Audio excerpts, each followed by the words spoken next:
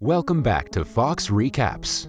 Today I'm going to explain the movie Oliver Twist, released in the year 2005. The movie opens up in 19th century England, where a penniless orphan, Oliver Twist, is brought back to a workhouse where he was born. He's brought there by a parish beadle, Mr. Bumble, because it's his 9th birthday today and it's time for him to work at the warehouse.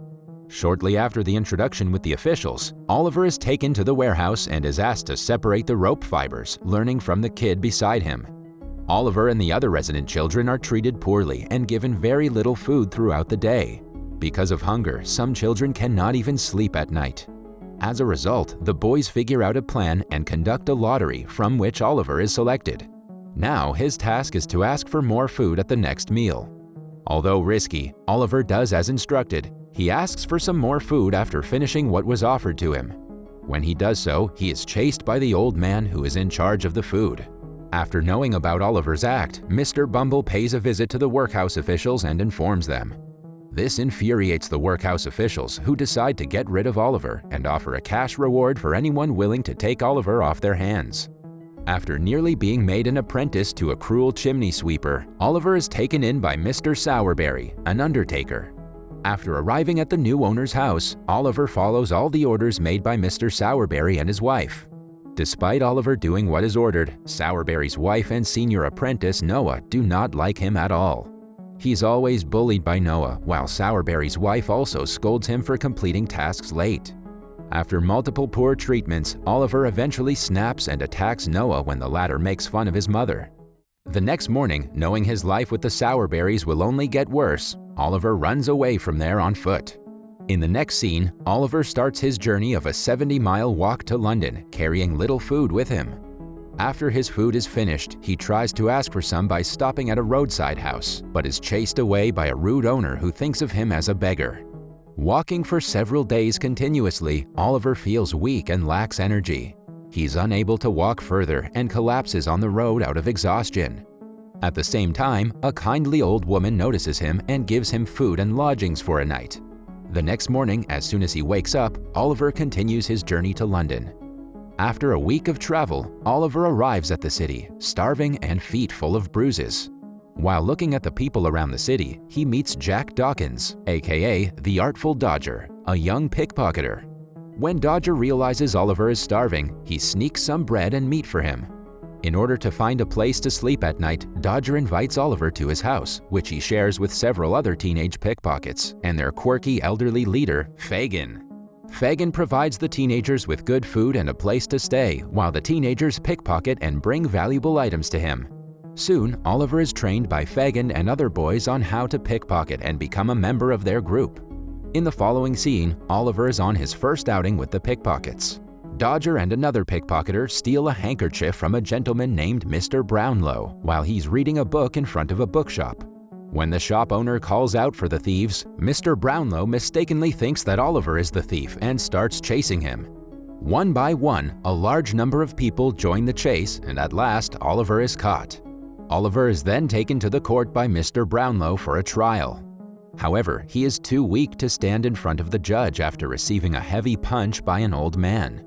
Despite this, the judge believes that Oliver is faking being ill and punishes him with 3 months of labor. Just then, the bookshop owner arrives there and confesses that Oliver is not the thief.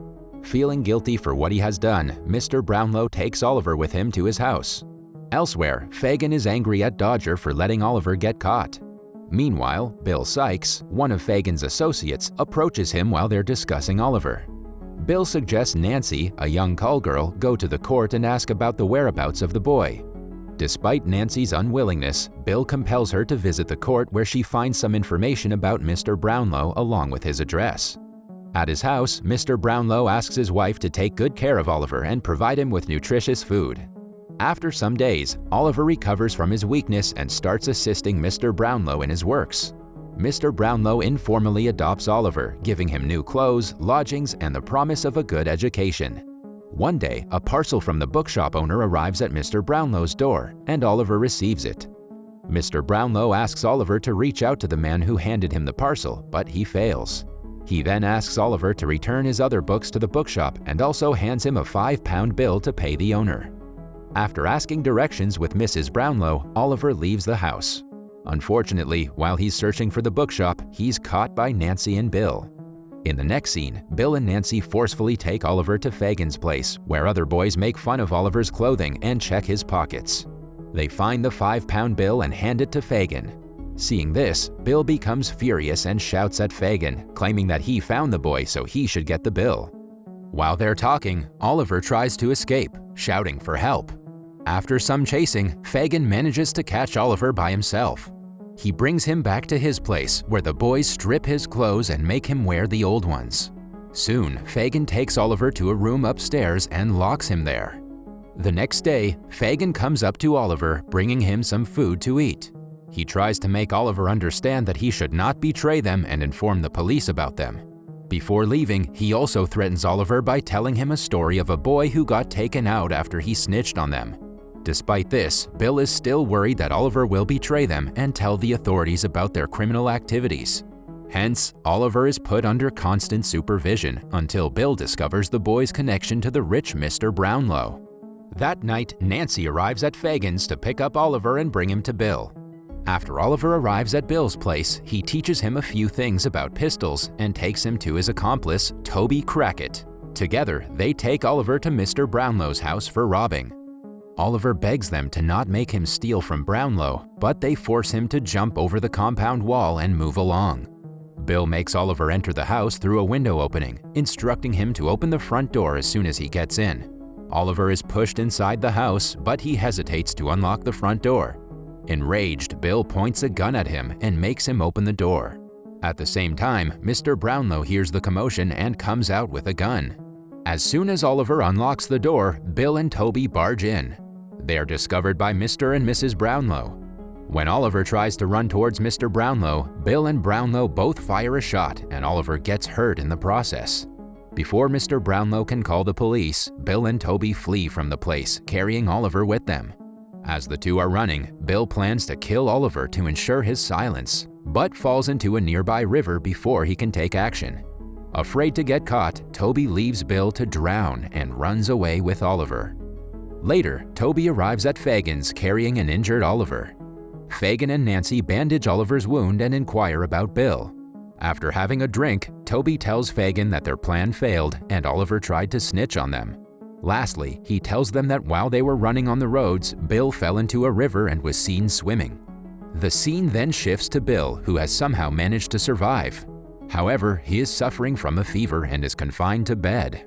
As soon as Fagin arrives there, Bill inquires about Oliver and plots to kill him when he has recovered. Tired of the snitching, Fagin, who has been kind to Oliver so far, also agrees with Bill. However, Nancy doesn't want to see Oliver get hurt, so she gathers some courage, drugs Bill, and sneaks into Brownlow's house. There, she meets Mrs. Brownlow and reveals to her that Oliver is innocent. As Mr. Brownlow is absent, she asks Mrs. Brownlow to inform him to meet her at the London Bridge at Sunday midnight so she can provide more information about Oliver. On Sunday midnight, while Fagin and Bill are talking with each other, Nancy tries to leave for the meeting, but is stopped by Bill. She pretends that she's going out to get fresh air, but Bill is in no mood to listen to her and pushes her into a room. However, Fagin feels that something is odd with Nancy, so he asks Dodger to spy on her. The next midnight, Mr. Brownlow can be seen waiting for Nancy to arrive at the bridge. When she arrives, she approaches Mr. Brownlow and takes him away from the road, suspecting that someone is following her. At the meeting, Nancy cautiously reveals that Oliver is staying with Fagin and his group of pickpockets. She also suggests he call the police and go after Fagin before it's too late. Listening to this, Brownlow leaves to call the police.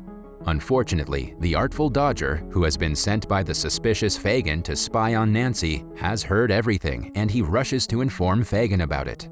Dodger approaches Fagin and tells him everything about Nancy and her act. After the revelation, Fagin instructs his boys to pack their belongings and leave the place. Later, a furious Bill arrives home and brutally beats Nancy to death.